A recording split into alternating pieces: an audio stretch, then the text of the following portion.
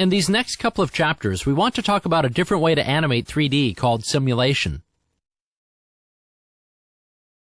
The problem with many real-life motions is that while they're in principle just simple Newtonian physics,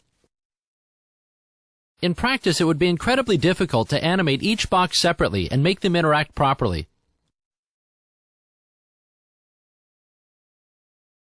With simulation, we instead impact the scene with simulated forces like gravity and moving objects, and then just see where it lands,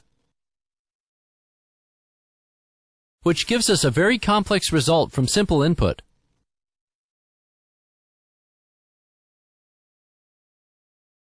The trade-off is that we can't micromanage it like we could with a real animation. Because to, for example, make the boxes fall differently, we'd have to impact them in a different way and hope for the best. But down the line we can detach individual objects and animate them separately.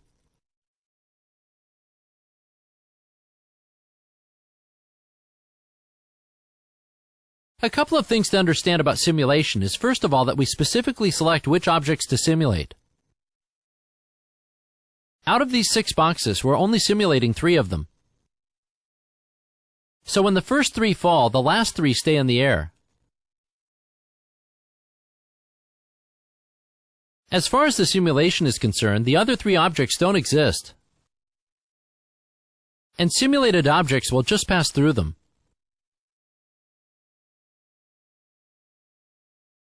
Secondly, in a simulation, some objects are active and some are passive. Active objects move around and interact, and passive objects like the floor simply function as a hard barrier.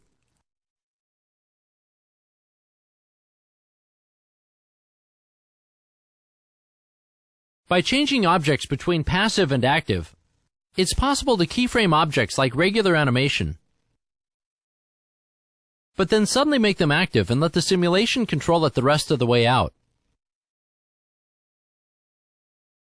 Here we're controlling the ball for the first half, and then let it fall where it may for the second half.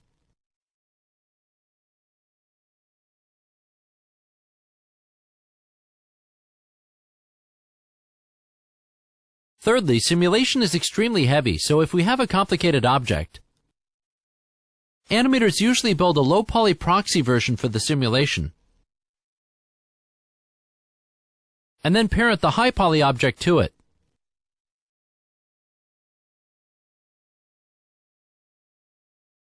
It normally looks the same, but it's much faster to simulate.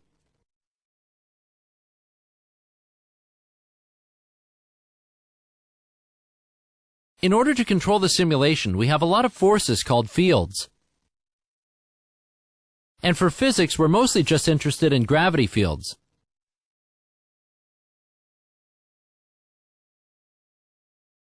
Gravity works throughout the scene, and the moment we turn it on, everything falls.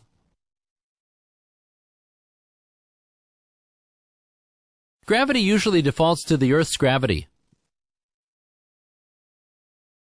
But if it makes sense, we can change gravity to make things fall faster or slower. And sometimes that's just the right tweak.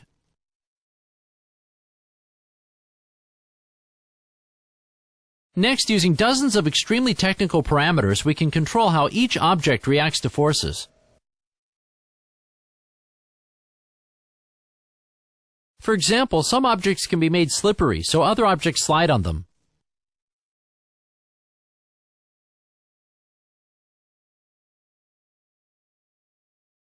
Or we can give objects a lot of friction, so other objects stop like they're on a carpet.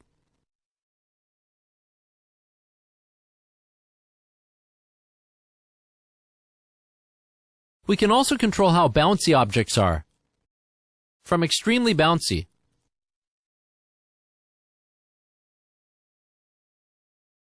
to almost no bounce at all.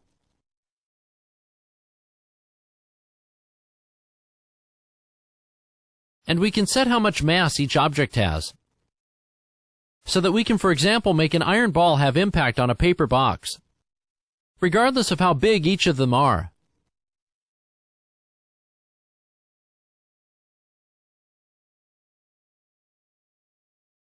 In addition, we have a concept called the initial state, which is the starting point at frame 0.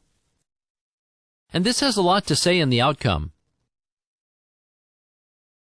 Depending on where we initially hang the boxes, and especially how they're rotated, we get a lot of different outcomes.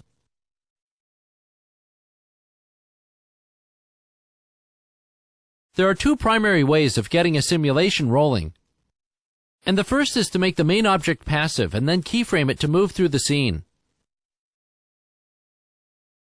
The moment it hits the other boxes, they have to make way.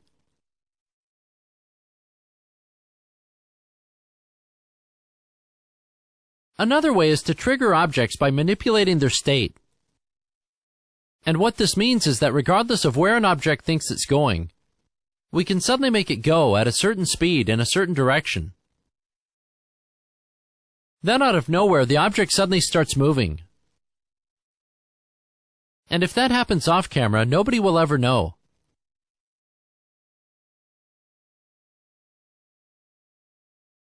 To see how all these things work together, let's look at the car crash scene.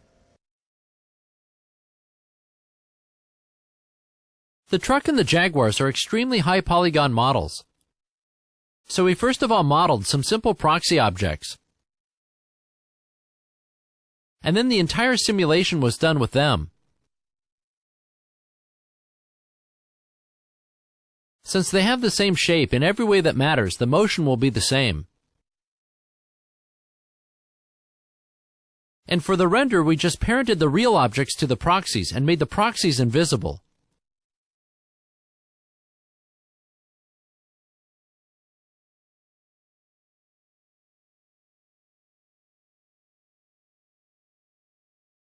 The truck is keyframed from start to finish as a passive object.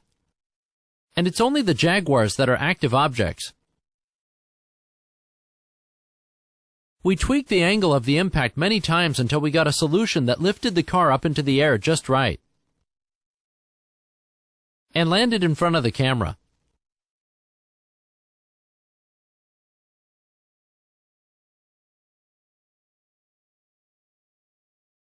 But we also used what's called a radial field, like a little blasting charge, to help lift the car. And we'll talk about this field in the next chapter.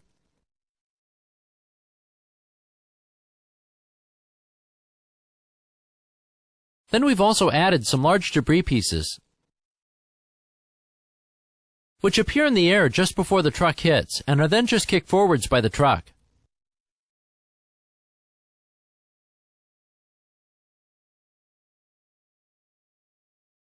There are many more pieces of debris in the final shot, but those were done with particles. Finally, the impact sends the Jaguar off in the right direction. But that doesn't actually change its shape.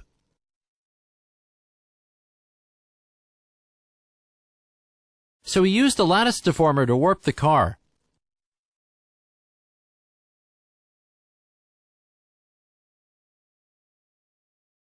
Then the lattice is keyframed to warp every time there's an impact.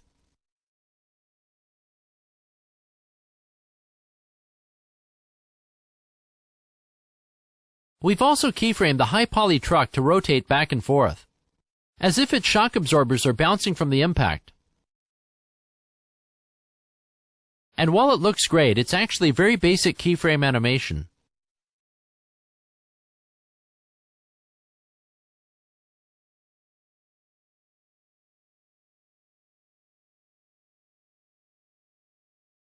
There are many situations where it's better to jump into simulation than it is to sit and mess with animating something to fall the right way. In the T-Rex chase, all the logs and branches were done with physics. It would be pointless work to try to animate these things by hand.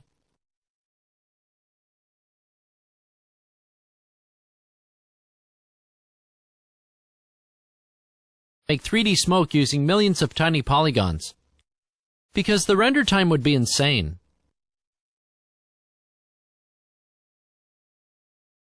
Instead, these are simulated with a particle system, which is a number of theoretical dots in the air that can be rendered as, for example, smoke puffs. and then the particles can be manipulated with fields, like this turbulence field.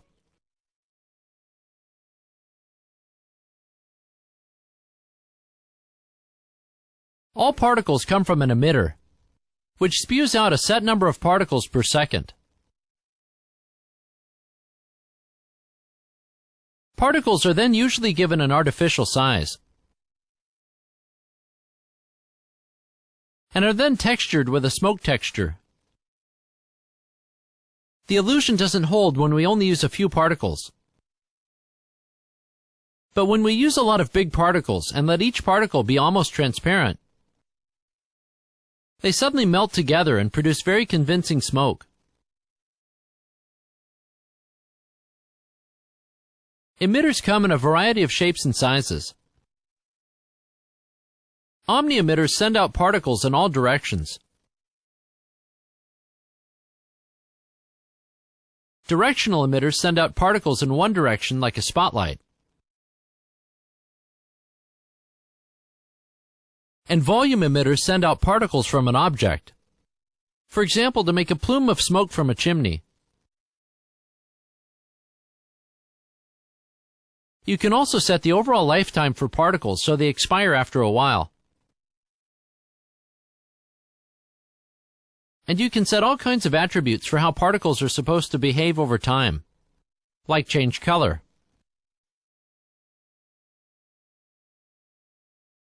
Emitters can also be moved while they emit. So to, for example, make a smoke trail after an object that's flying on a path, all we have to do is parent an emitter to the object, and then we get automatic smoke.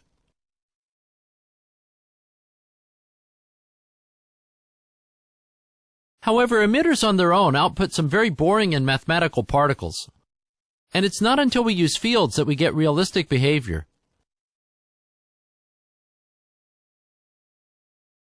The gravity field, for example, simply pulls the particles downwards. So to make a fountain, we merely have to point a directional emitter upwards and put in a gravity field. A radial field pushes or pulls particles like a magnet. Here we're spraying some particles. But with a negative radial field, the particles are suddenly pulled towards it.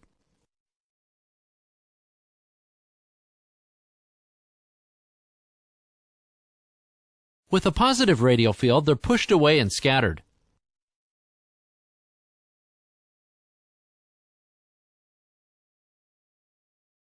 An air field behaves like a fan, that a stream of particles gets blown to the side. A drag field slows down objects that move into it. And it's, for example, common to have pretty fast particles coming out of the emitter, but then a drag field to simulate friction in the air.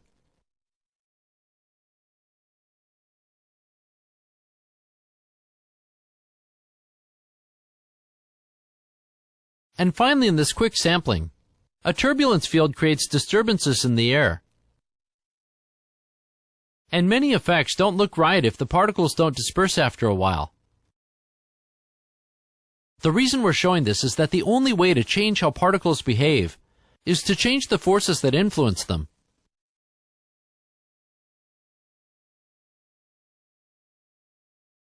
We've used particles quite a bit in this course. For example, to do the pixie dust in the fairy shot.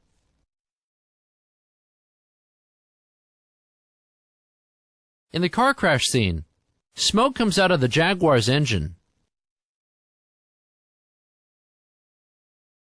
And at the end, the air is filled with smoke.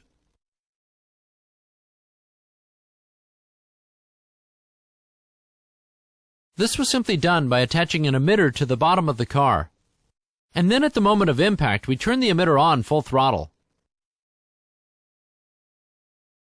We're emitting about 3,000 particles per second.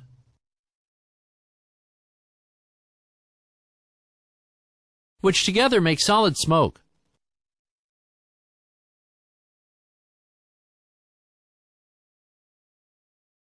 We also have a turbulence field to make sure that the particles scatter after a while.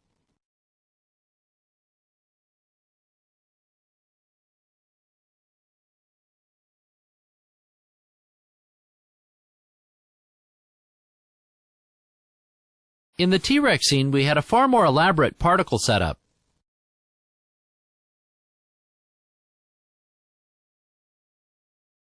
We first of all attached a particle emitter to each foot. And then we animated them to turn on and emit particles like crazy for a couple of frames.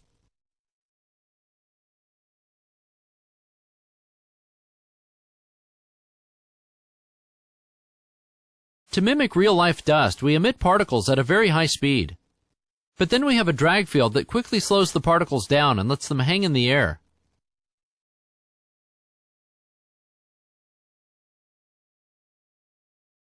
We also have a turbulence field to slowly disperse the particles so they don't just sit there.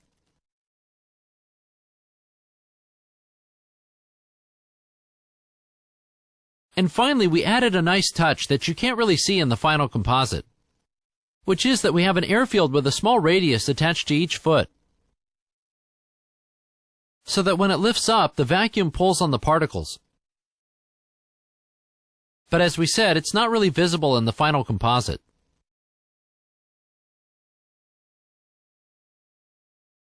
Particles are great for this kind of stuff. But the big problem is that each particle is an individual and has no awareness of where the other particles are.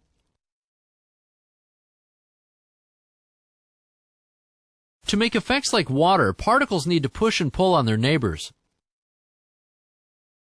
So many particle effects are now actually done with what's called a fluid simulation. Fluid simulations are like advanced particles. Here we're just showing some presets from Maya's fluid simulator. And you can get some very realistic water effects very easily.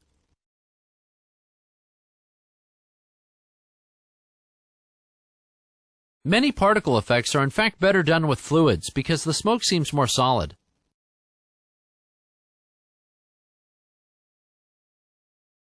And here each snowflake pushes and pulls its neighbors, which gives a more realistic movement.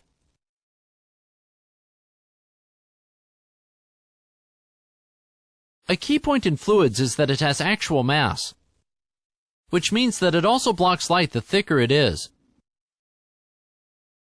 A big part of the realism here is that the smoke becomes too thick to let the light out.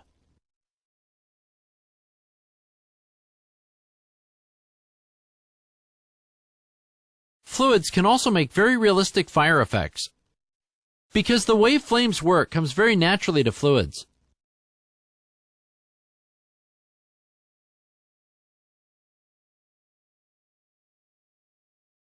And fluids make excellent clouds.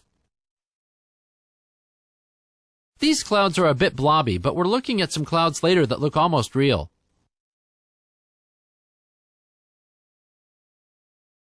Fully animated objects are characters, and a new kind of action movie was born. This process is called instancing, and all we're really doing is rendering the particles as geometry. Then we simply emit probes with an emitter, and we can control their flight by putting in fields. The downside to instancing is that the probes will move as a group and not have much individual personality. So it's common to pull out a couple of objects that are close to the camera and animate them by hand.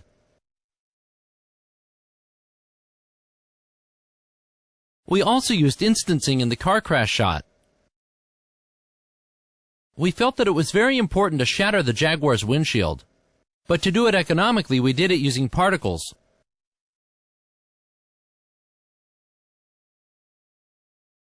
We first used a feature that allows particles to be emitted from objects, to emit a ton of particles from the windshield in the moments before the crash.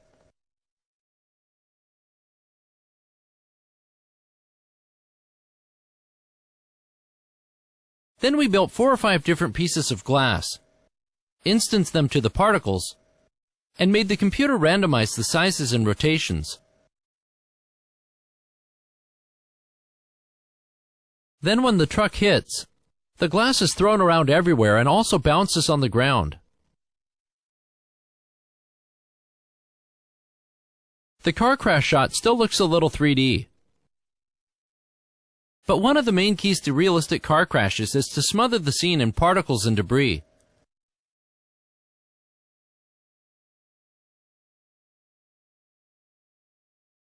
We also used instancing in the crowd replication scene. This time we created 45 templates. And then we used yet another feature of particles where you can literally spray paint particles on a surface. Afterwards, we have particles that are stuck on the surface.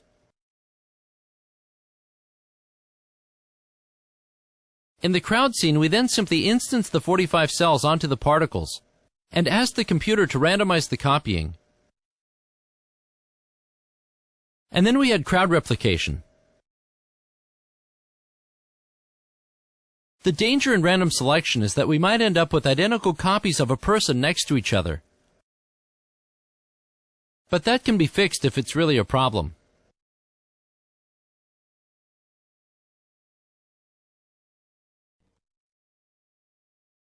But in practice, you need some help. So here we're using a plugin called Blast Code, which is the standard for demolition in Maya. Demolitions first of all need to pre-break the objects, just like you do in miniature effects. And in Blast Code, that's done with a drawing of where the breaks are supposed to be. Additionally, all small objects are just done with particle instancing to save on the math. That means that only the big pieces have proper collision, but in practice you can't see it. Finally, you typically also add regular particle smoke to simulate superfine particles. The next simulation is cloth simulation, where we can turn any object into cloth and have it react with the scene. Even this ultra-basic simulation here would be virtually impossible to do by hand. Under the hood, cloth works almost like particles and fluids. So we can impact it with forces, like this air field that makes the cloth blow in the wind. So it's possible to direct a cloth simulation using common sense words.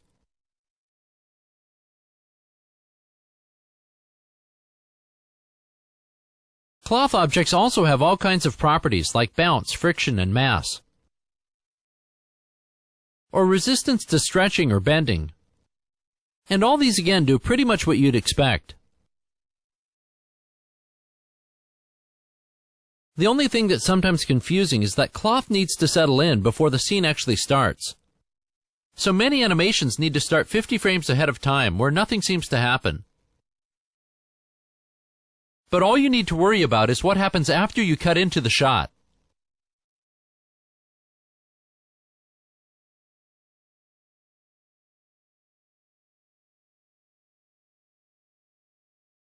And finally, hair simulation is something that used to be very exclusive, but now is a fast and easy thing to do. Originally, hair was called fur and was rendered one strand at a time. But it's very expensive to render long hair this way, so now it's only used for short hair.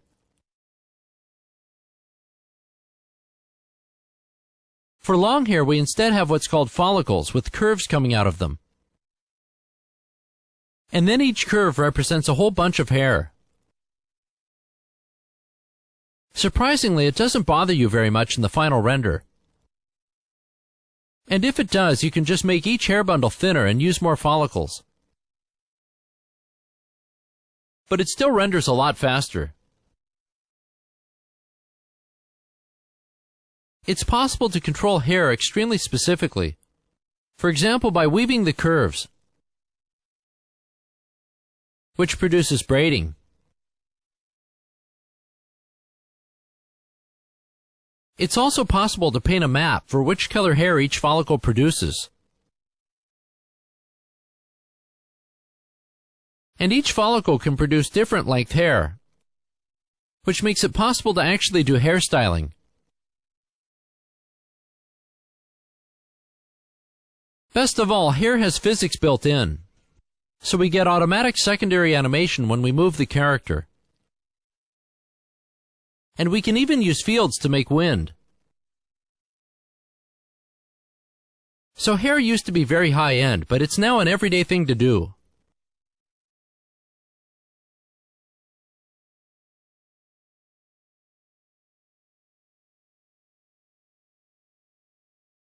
Character simulation is a whole other ballgame from simple Newtonian physics.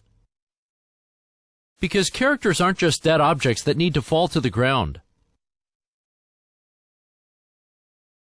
Instead, characters are animated using goals and artificial intelligence. So that if a character's goal is to stand up and you push him, he'll do what he can to remain upright. You can do things to digital stunt people that would be incredibly difficult to do with real actors. But the main obstacle, of course, is that somebody has to model and skin and rig some digital actors.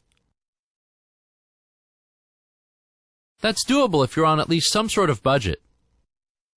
And it works great for characters who aren't close to the camera.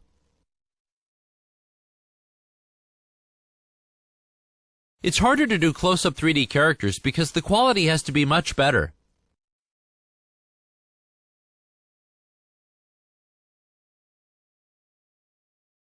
To direct motion synthesis, you again describe it in pretty much real-world terms. Then the animator puts all these goals and forces on the timeline. So for example, a goal to stay upright only lasts for maybe 100 frames. And then he's free to fall afterwards. Things like running, jumping, falling, and clambering are all extremely easy to do with motion synthesis.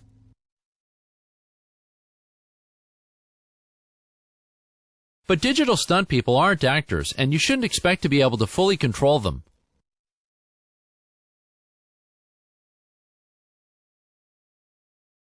In order to control the performance before and after the actual stunt, motion synthesis integrates with motion capture.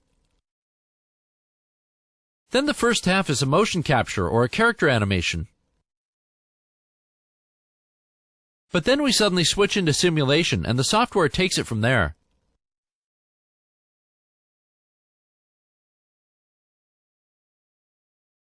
Motion synthesis is fascinating. And if you have enough budget to model some 3D extras, or buy them if stock characters are good enough for you, then digital stunt people are totally within reach, even if you're not on a blockbuster budget. Composites would be radically different if we were using Shake or Nuke or Inferno. Before we go through some composites, we want to cover some of the nodes we use a lot. Their names are fusion-centric, but these functions are part of every software.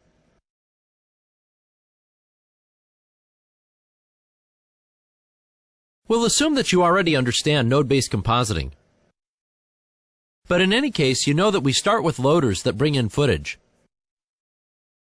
Then we use merge nodes to composite things in. And finally, we have a saver that writes it back to disk.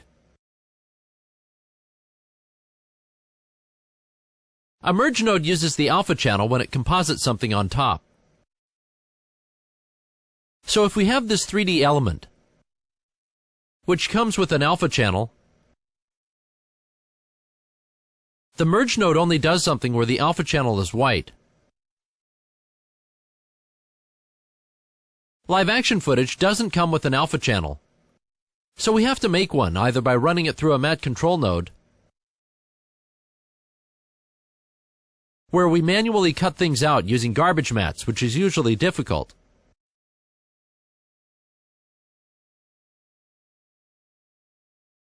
or we can run green screen footage through a keyer, which makes a mat from the green.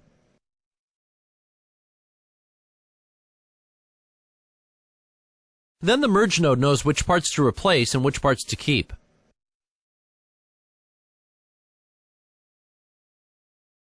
For keying, we've been using Ultimat throughout the course, which is our favorite keyer. In the vast majority of cases, you make a key simply by selecting a point that you feel represents the average green. Then you go to the mat view and select spots where you want to make the mat stronger.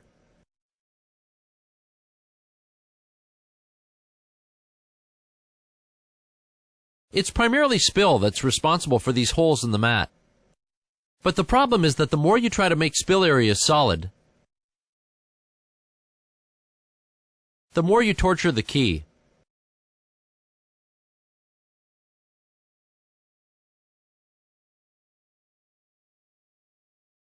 That's why for quality keying, the single most important thing you can do is use spill cloth on the set.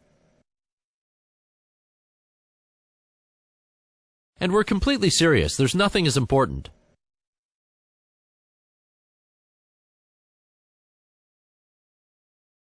Now even with a good key, we need to garbage mat out the junk on the set, and this is the real use for the mat control node.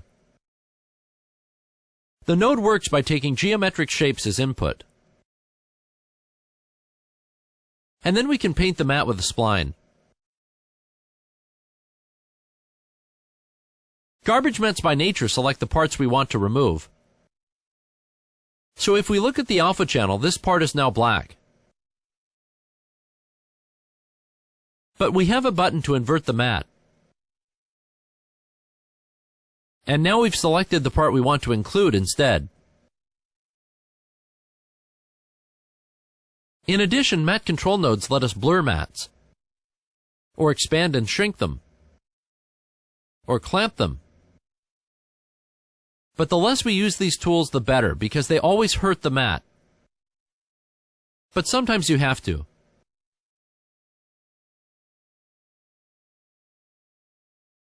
If we're not interested in a mat, but just want to blend the source on top, like this cloud pass from one of the upcoming composites. Merge nodes also have all the blend modes you'd know from Photoshop, like screen.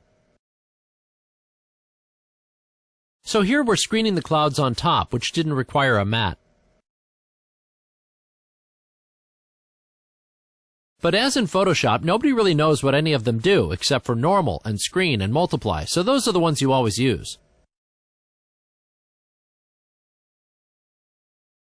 A merge node also lets you position and rotate and scale things as part of merging them, and we use that a lot. But this function is also available separately in a node called Transform, which you'll see once in a while in our composites. Next, for some actual signal processing, we first have a brightness contrast node, which is a really simple, quick and dirty tool for level adjustment.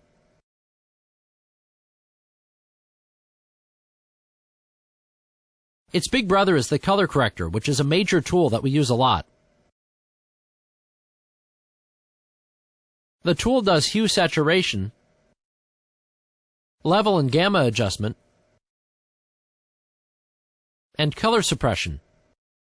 And it can do this on the entire image, or only on certain brightness ranges like shadows, midtones, or highlights. And these ranges can be controlled. Altogether, this is very sophisticated, especially if we also start using keyers to only correct isolated areas of an image.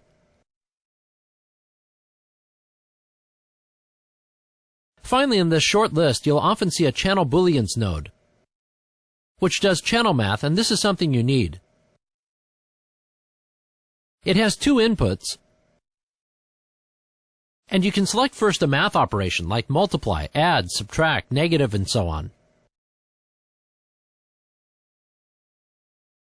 And then how each channel is copied or calculated to the output. This one here does nothing to the red, green, and blue channels, but uses the red channel of input 2 as the new alpha channel. As we go along, it'll become clear why this is handy.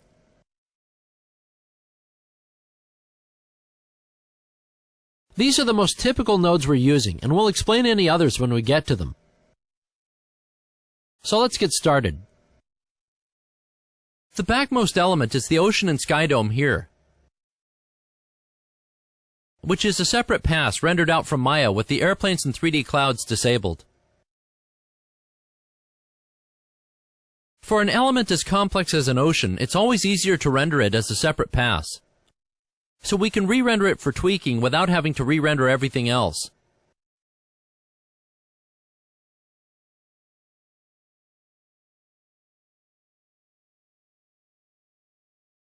We're building the flow in this direction. So you're mostly seeing merge nodes here that add elements. And then we have various chains coming in from each side.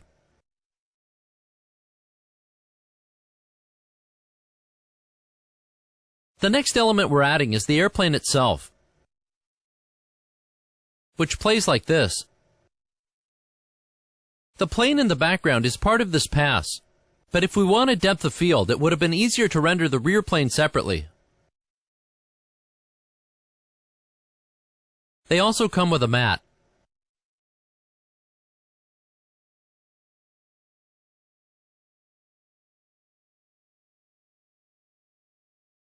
After the loader node, we only do a little bit of color correction. The F16 in the render was too blue for our taste, so we're just desaturating it a little. And then we merge it into the assembly line.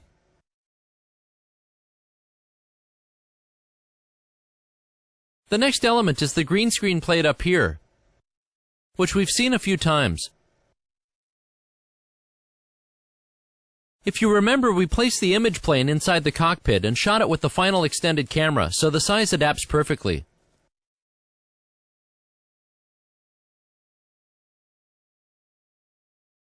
The first thing we do to the green screen plate is an Ultimat node, which does an excellent key on basically default settings. Immediately after, we have a matte control node, where we incorporate a garbage mat from up here, which cleans out the surroundings. The mat is animated to move along with the footage.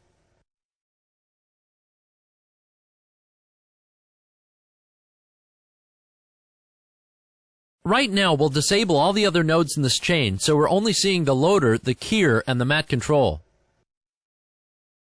And then we can look at what we've done so far.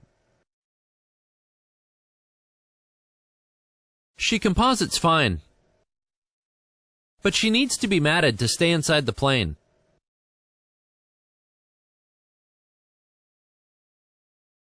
That's what this side chain is for. We could just do manual garbage mats to mask her, but instead we've rendered out pieces of the airplane, which is an easy way to mask people inside 3D objects. We're not really interested in the piece itself, more its mat. But this piece only works for the front of the plane. So we've rendered a second piece of the backside, which is active from frame 250 or so. And again, it's the mat we're after. Then we do some channel math to get these two mats turned into one. First we start with a background, which is black, but it has a full-on mat. And then using these two channel booleans nodes, we subtract each 3D mat, which gives us a mat where both pieces are excluded. And here comes the backside piece.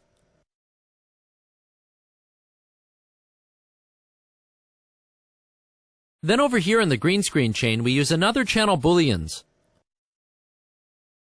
which multiplies the green screen chain with the mat. And that mats her inside the plane. At the end, she doesn't really rotate properly with the plane.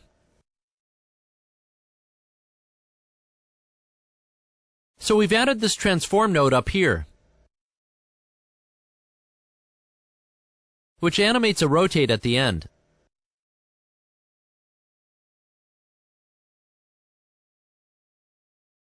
And just before the merge node, we're also color correcting the green screen chain. We're just desaturating it to match the scene. And here's how the merge node is playing.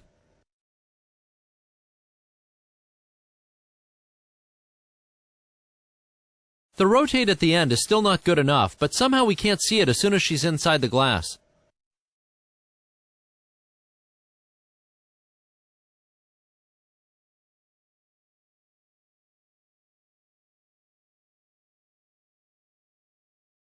So next is the glass, and that's made of 2 clips. First we have a flat version, which doesn't look like much.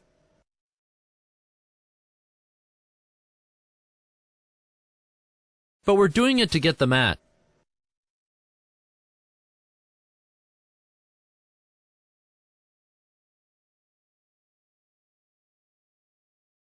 The second clip is this one, which includes both the plane and the sky, although the sky is only visible in the reflections. We're doing it like this because glass in a black scene would just be black. We've also made the glass 100% reflective like a mirror. And then we'll do the transparency in the way we composite it.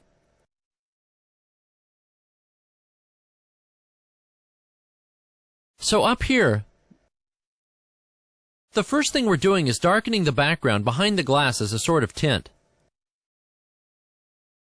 And we're doing that with a color corrector inserted into the main chain. The color corrector has a matte input for limiting the effect area,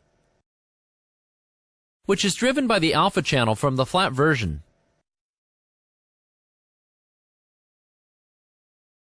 The end result is that we darken the main chain where the glass is, including the actor who was merged earlier. Next we have the glass itself, which we first color correct. Just a little less saturation because the 3D was too heavy on blue. Then we have a channel booleans, which we're using to multiply the alpha channel from the plain version, to cut out the fuselage and keep just the glass. And then we're compositing the glass on top, which we're screening on top to blend instead of replace. And we're also about 50% transparent. Finally, we have a cloud pass, which was rendered with everything else black, so the clouds can composite right in and will go behind the plane. The clouds are done with Maya fluids at pretty much default settings, so if you ever want these clouds in a scene, you can get the exact same ones.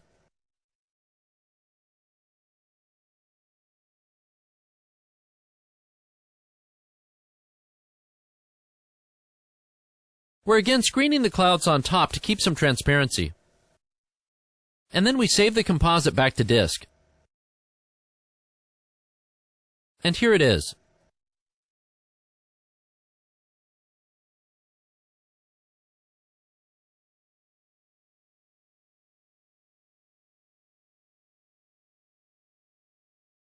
It's perhaps worth noting that all these passes come from the same 3D scene.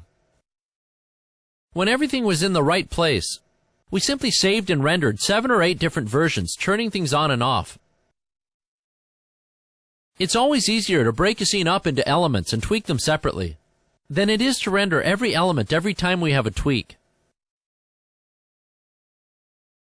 The downside is that once you start rendering passes, you really can't go back because then every pass has to be done again. Works almost the same way as the F16 composite.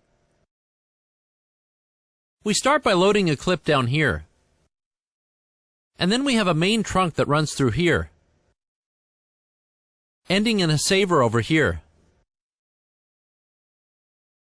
This entire subchain here is only about making mattes for the live-action actor, to make him go in front of all the 3D elements we're putting in.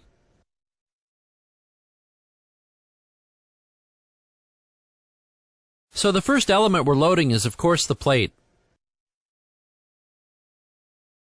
This is the shot we beefed up with markers, although we probably didn't have to, so we'll have to paint all those out.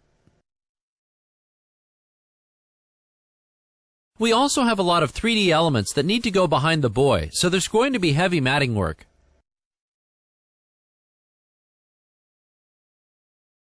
The next node is a tracker. We use 2D tracking for some of the matte work later, and this node just sits there and holds the tracking data. Next is a color corrector,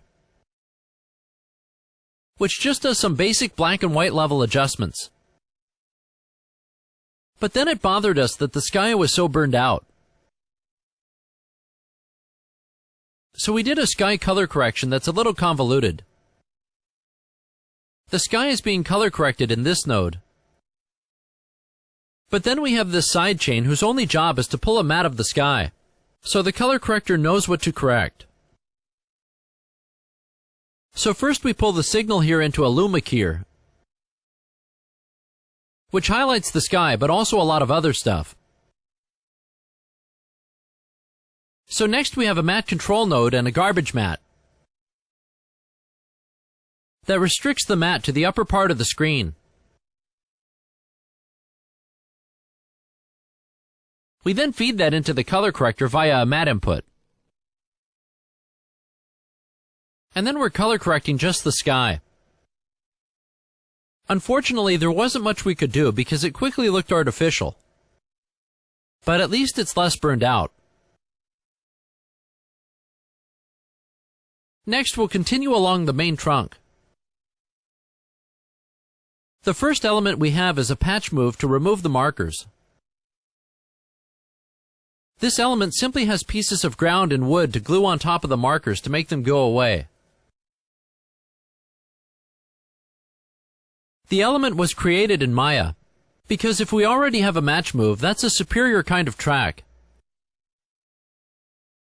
So we've just placed polygons with textures of wood and ground we've extracted from the scene. And then the markers disappear. Next we have the T-Rex plate itself. And let's first look at the plate. The wood pieces are included because they would be hard to composite as separate elements, since they both go in front and behind.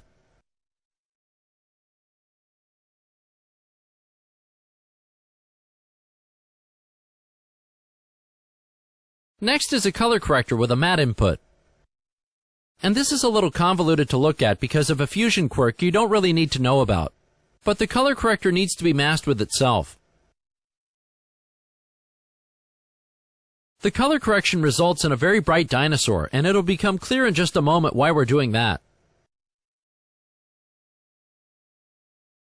Last in the chain we have a blur node. And you almost can't see what it does, but we blur the 3D a little to match the live action. So here's where we are so far, with the dinosaur running through the scene.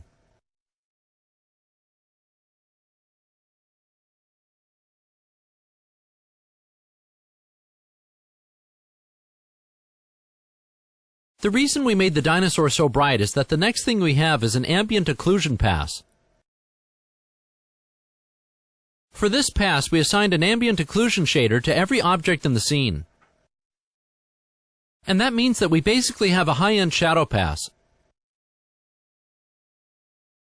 Everywhere things are out in the open, they're white. And the more hidden they are, the darker they become.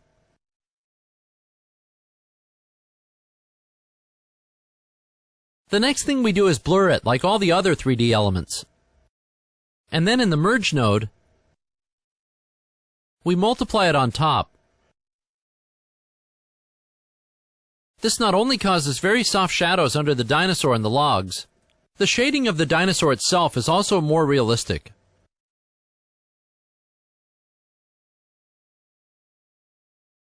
Next, we're bringing in the particle dust that we looked at earlier on this volume. As we do often, we've made every other object in the scene black, so the smoke will composite right in.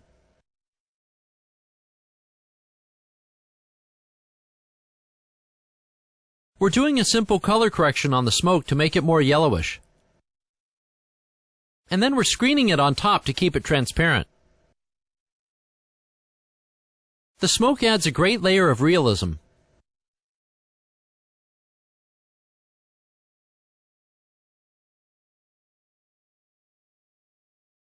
Again, notice the dinosaur's feet.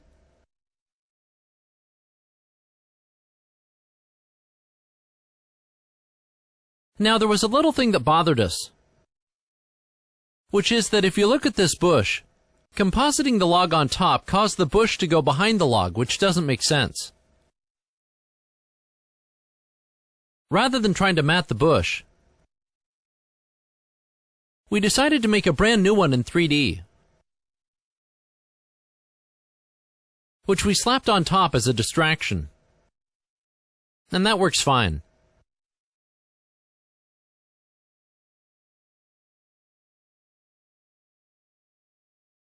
So that's what's happening in this chain with a little color corrector as well. So now we're at the stage where all the matting gets merged back in. We need a lot of stuff to go behind the actor. First of all, the dinosaur. Then the log and the dinosaur.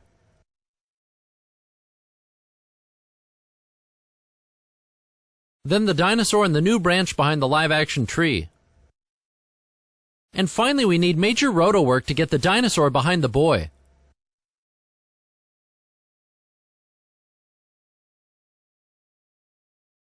The easiest way to get the 3D to go behind the live action is to simply duplicate select pieces of the live action and copy it back on top of the composite.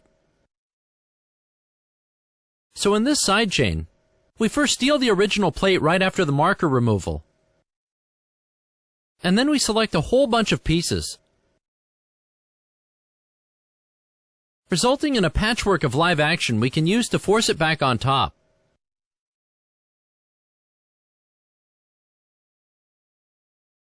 We're only matting when there's actually some 3D behind the actor, so the mats aren't constant.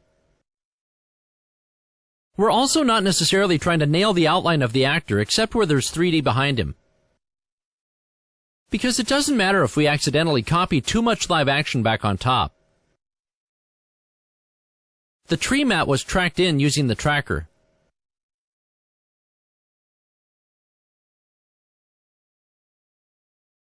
Most of these are pretty straightforward garbage mats.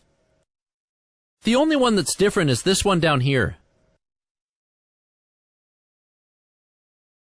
The boy at the end was so difficult to mat that we just ended up loading each frame into Photoshop and painting his outline by hand in green.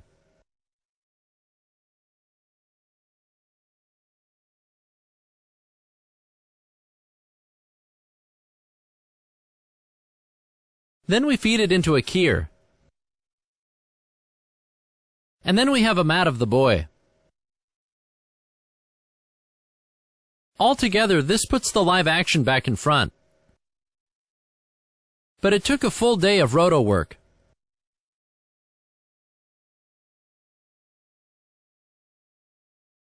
And finally, we have a little bit of post work. First, a color corrector, which crunches the levels and tints a little. And then before we explain the transform node, we copy some black in with a mat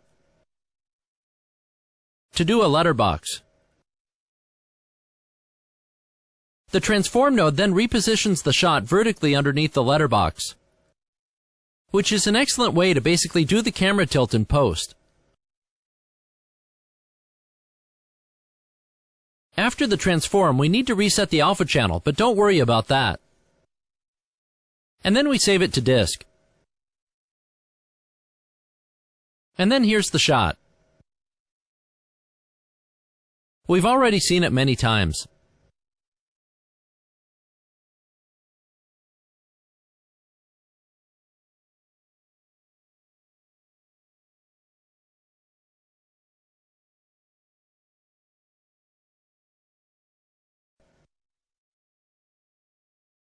And the only part of this composite that really needs node-based compositing is maybe this structure here.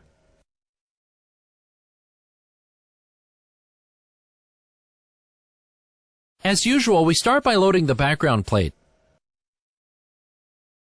which we shot in Utah. For some reason, this plate was a match-moving nightmare, and that's actually part of the problem in this shot. We didn't properly test the match move before we started building on it, and when we realized that there was some sliding, it was too late.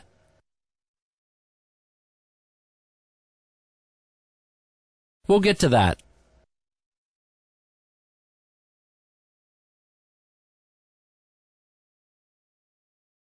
So the next node we have is the transform node, which stretches out the plate a little, and we felt that it made the match move look slightly better. And then we color correct, which is a simple level adjustment. Later we'll color correct the final composite as a whole. Then we simply start adding elements. And the first is a skid mark for where the second car hits.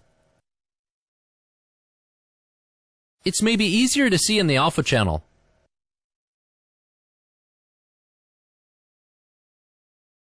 It gets a little color correction and gets added in. The next element is some road debris. And this is again easier to see in the alpha channel. We made this because we felt the collision should leave behind more debris. So these are some 3D pieces that suddenly show up on the road when the truck is passed. We color correct the element to make it darker, and then it's composited in. The next layer is a shadow pass, and this is a little more involved. Here's the shadow pass we rendered out.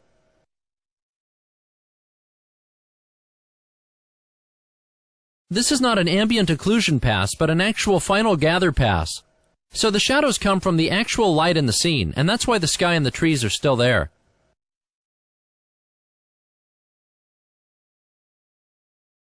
The cars have their primary visibility turned off, and the only thing that has an alpha channel is the ground.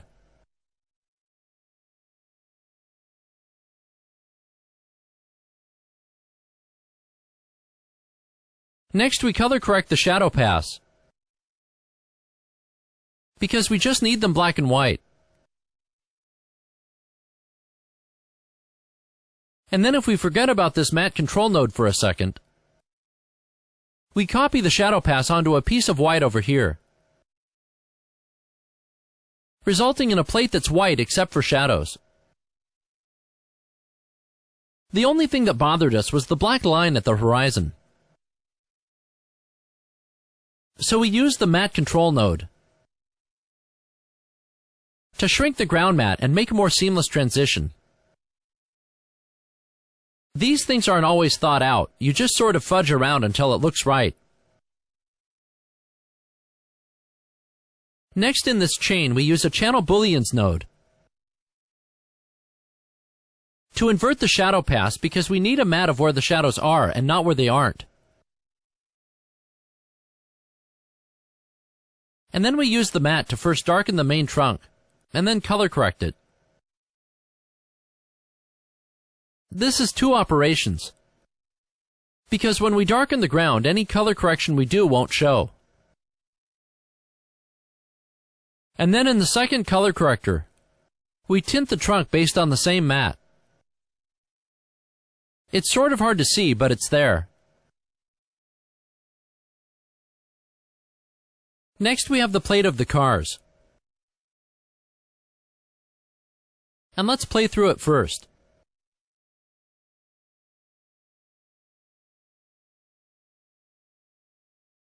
In this pass, the ground and the sky have their alpha channels disabled, so the matte only contains the cars, even if the plate itself contains the surroundings. But we needed the surroundings to have something to reflect in the cars and windows. And there's also some debris as part of this pass.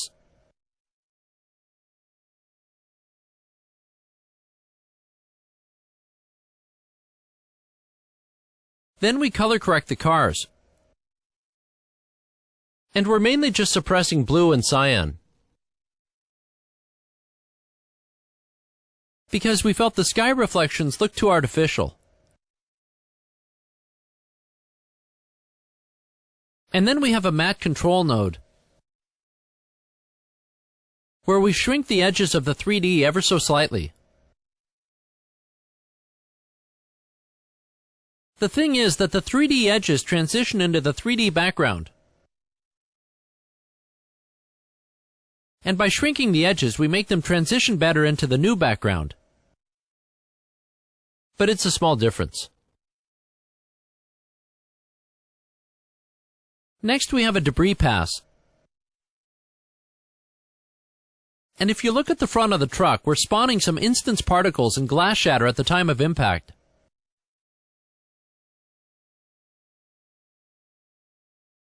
Everything but the debris has the alpha channel disabled, so it's easier to see what's going on in the alpha channel.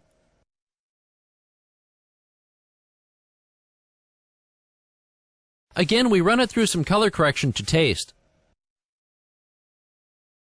and then composite it.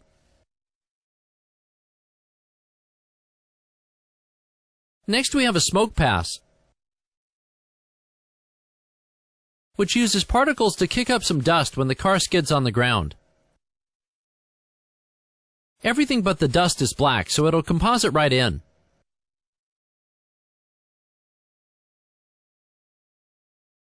After that, we run it through 3 color correctors, although surely this could have been done with 1.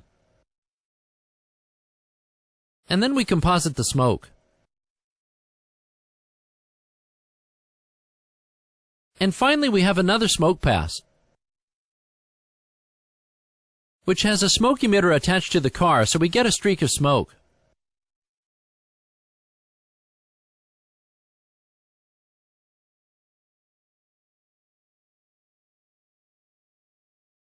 And again, we run it through a couple of color correctors, which don't really do anything.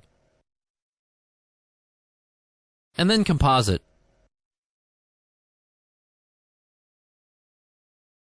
At this point, the trunk continues down here. First with a color corrector, which color corrects the assembly as a whole. Then we go through a transform node, which is in preparation for a letterbox that comes later. And this animates a vertical reframing, which is again a great way to make the final framing in post. Then we run it through another animated transform node for camera shake. This node is motion blur enabled, so any movement will be blurred. And at the end, where the car hits the ground, we animate some up-down and circular movement. The downside to camera shake is that it reveals the black edge, so you have to zoom in and lose a little bit of quality.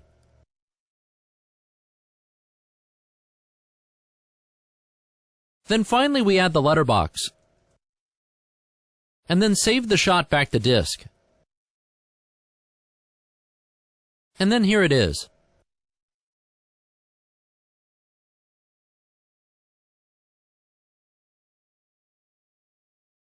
Now if you look closely at the wheels of the frontmost Jaguar, it's actually sliding a little. And the more you look at it, the more fake it looks. We hate the fact that we started building on this shot without testing the match move. And if you ever see anyone do that, you should stop them.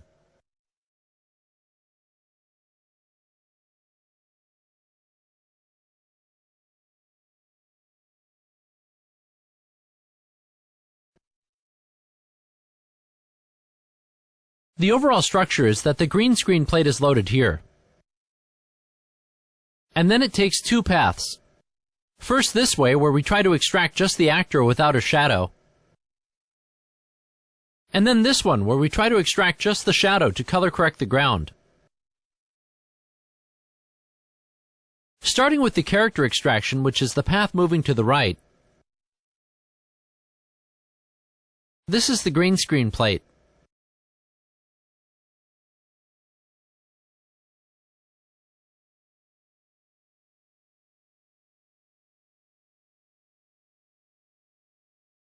We're running her through 2 keyers because the light is very different in the beginning and the end of the shot. So we've set up a keyer for each. And then we run it through a dissolve node where we fade between the versions. Each of the keyers is set up to crunch the shadows as best as they can.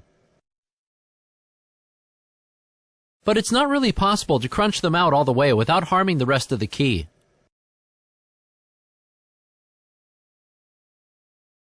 So each keyer also goes through a matte control node, where we clamp the black and white matte levels to crunch them some more and clean them up as well. After the dissolve node, we go into a color corrector, where we correct some yellow tint from a bad white balance. So let that be a lesson to all you kids out there.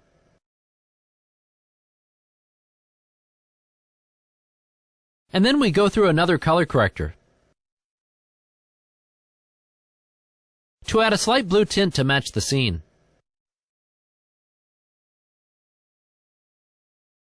All this should have been done with a single color corrector, but that's how we did it. Finally, we go through a channel booleans node, where the matte is what's called post-multiplied, which multiplies the image with its own matte and cleans it up and crunches it some more. And then we composite it into the background. But since the merge node has a garbage matte, we only composite inside the matte area, which leaves out the junk on the stage.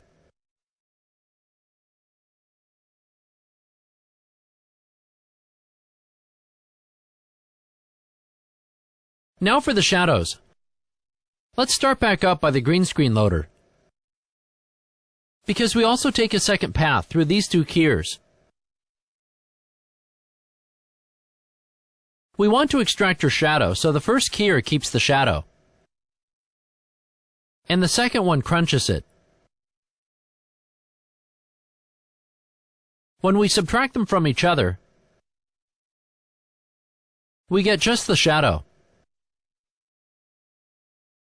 Unfortunately also with edges, because the keyers don't key the same way, but we'll clean that up in a minute. The problem now is that even though we've extracted her shadow, the background plate we'll put her into also has shadows, and that would result in double shadows.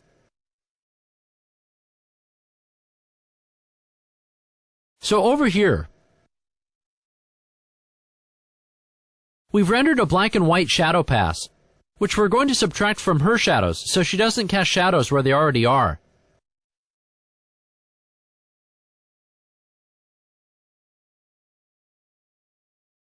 This shadow pass first goes through a couple of nodes we'll explain a little later, and then most importantly into a channel booleans node, where we subtract the shadow pass from the keyed shadows.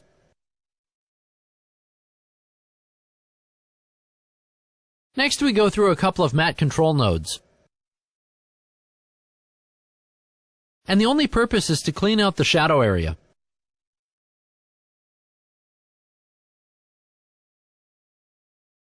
And then finally we feed this into a color corrector, where we darken and color the ground to match the other shadows. And then this is how the background plays with the extracted shadows on top.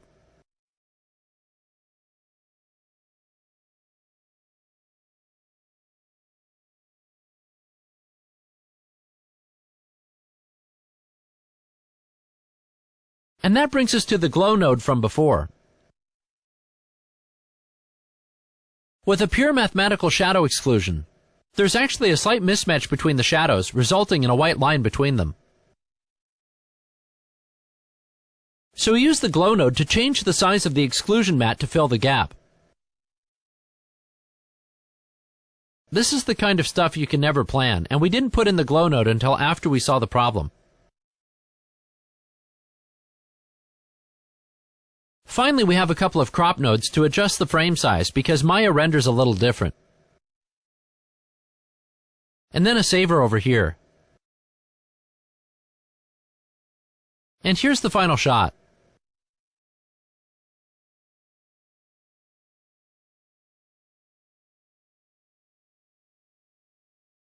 We're having some problems with the quality of the key in the beginning. And this is in part because we're shooting with a cheap camera. And partly because she has more spill when she's in the center of the green screen.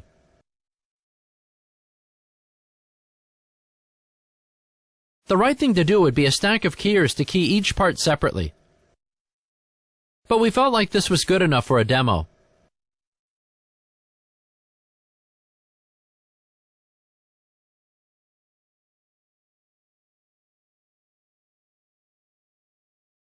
The main structure of this composite is that we load the background up here. And then the trunk runs down this way, ending in a saver here.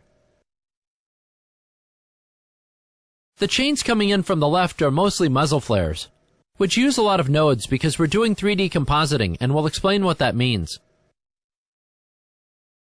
This structure here is a fairly complicated keying setup, and that'll take some time to explain.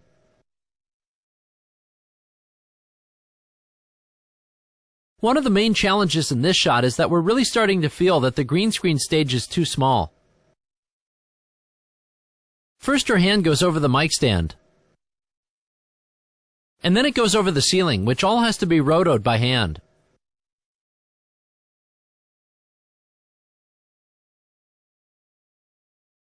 We realized this and fixed it in later takes. But this was our favorite take, so we had to tough it out and fix it.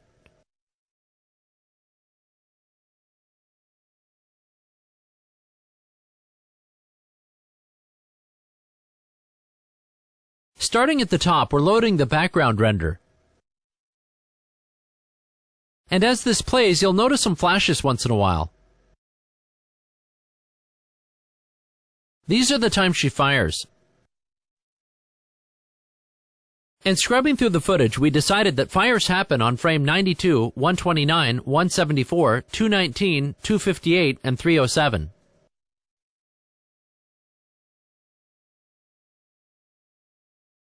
This is important because a lot of things in the composite are timed to exactly happen on these frames.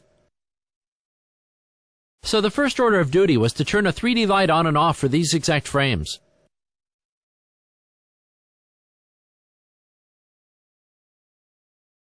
Next, we're doing something that we haven't talked about in the course so far, called Z-depth compositing. A 3D program is able to render out something called a Z-buffer, which is the distance from the camera for every single pixel. It looks a lot like fog. And with this kind of render pass, we can do specific things based on an object's distance to the camera. First, we feed this into a depth blur node, which then blurs the image selectively based on the depth. You'll notice that things are sharp in the middle and blurred in the front and back. This is not the best way to do depth of field though, because 3D programs can make far more realistic depth of field as part of the render.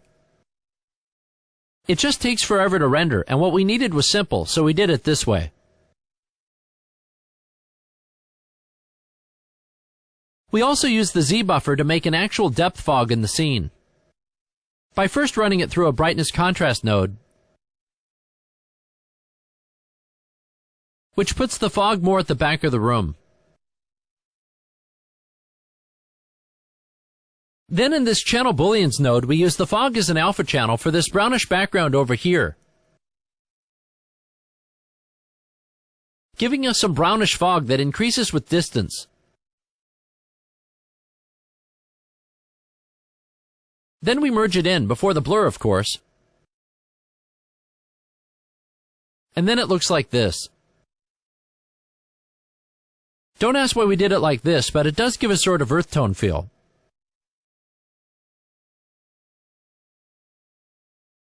Lastly, in this section, the crop nodes up here are just because Maya renders a slightly taller frame than we need. So now, if we ignore the muzzle flares, which are happening over here, let's move on to the keying. We load the green screen plate up here.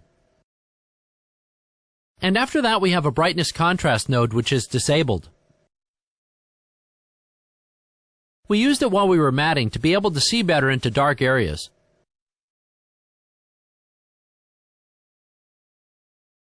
Next, we have the 6 mats we used to clean up the green screen, and let's go through them one by one. First, we have a big one for the left side. Then we have a big one for the right side.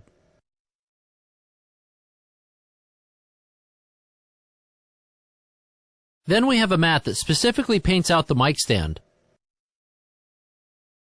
This mat steps aside when she crosses the mic stand, because we wanted to target that with a separate mat, which is more snug when she passes through and doesn't do anything else. Next, we have a mat to isolate the gun when it's up in the air.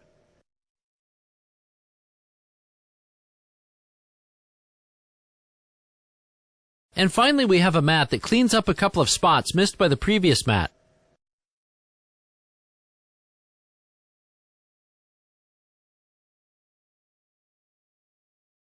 This cleaned green screen plate is then merged on top of a pure green source,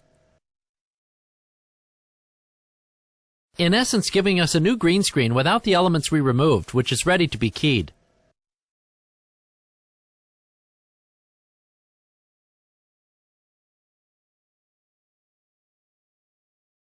Next, we have a very convoluted tree which does 4 things.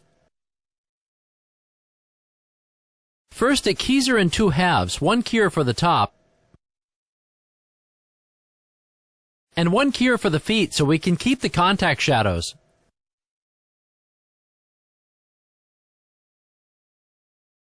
Then we also make a reflection.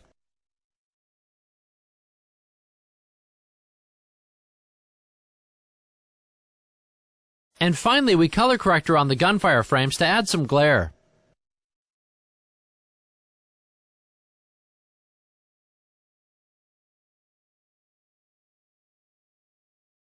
This is going to be hard to explain, so please bear with us.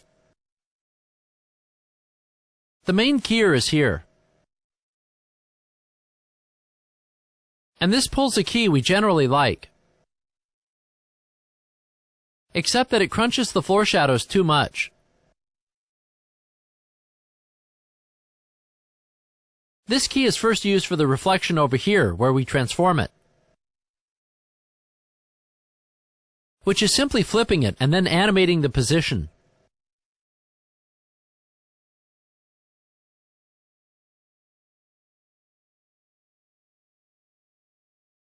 The only problem is that in some places, flipping is not enough. So we have a perspective warp, where we can pull the corners to stretch the image.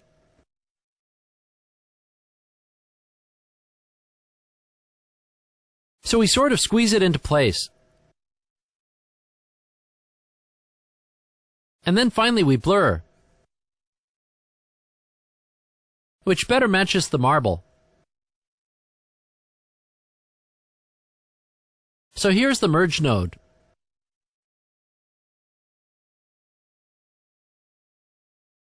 To understand what happens next, we have to look at several chains at the same time.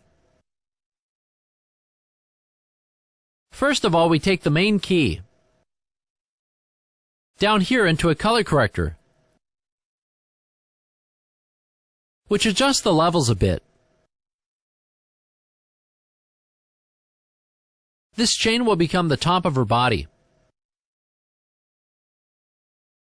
So next we pull the original cleaned green screen into a second keyer, which will become her feet. Here we're setting up the keyer to make the shadows look good.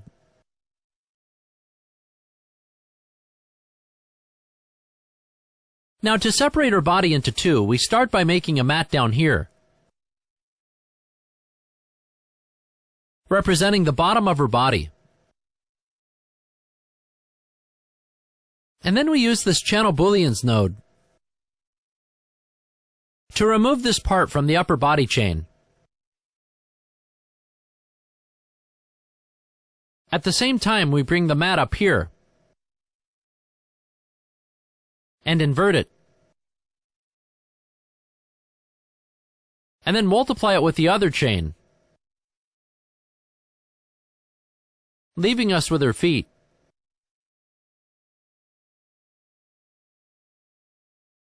Out here in the merge nodes, we then add the bottom of her body and the top of her body.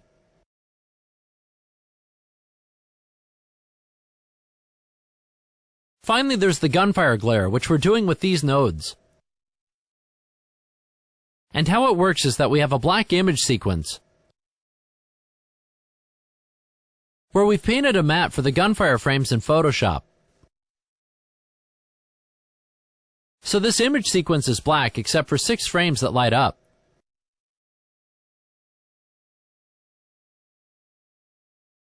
This next node doesn't do anything, we just forgot to take it out. But then over here we have a color corrector for the top of her body, which brightens her a lot, but only in the 6 frames we painted, and only on specific parts of her body. In every other frame, she looks normal.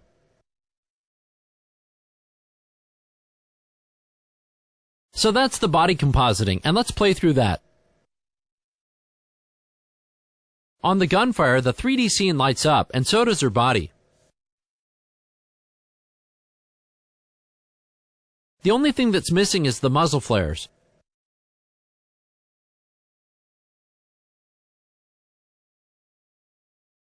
That's done with 3D compositing. All compositing we've done so far has been 2D. But 3D compositing allows you to import the match move and literally place 2D elements in 3D. This is an example of a muzzle flare we're loading. And each of these 6 chains places a muzzle flare in 3D. So they show up in the right place. Each chain loads a 2D clip, then turns it into a 3D plane, places it in 3D space, incorporates the match move camera, renders it making it 2D again, and puts it into our 2D composite. This seems like a lot of work, but it's really not.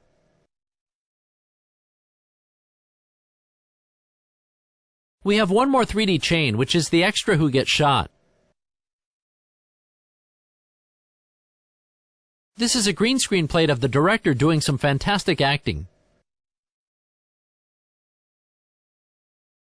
And we first key it, and then garbage mat it.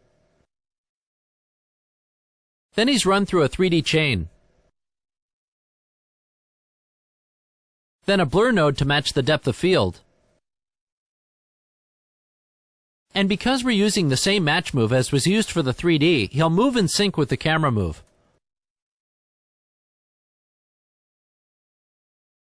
We're almost done. But we have a color corrector down here, which corrects the scene as a whole. Correcting all elements together often does a remarkable job at making them blend together better.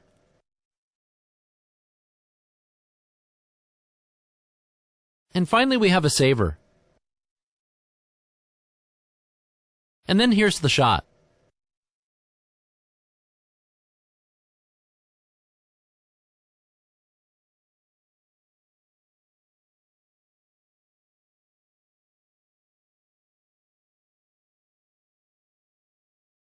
One interesting thing that you might not have noticed is that we didn't do much to get rid of the tracking markers in the lower body chain, and they're actually still there.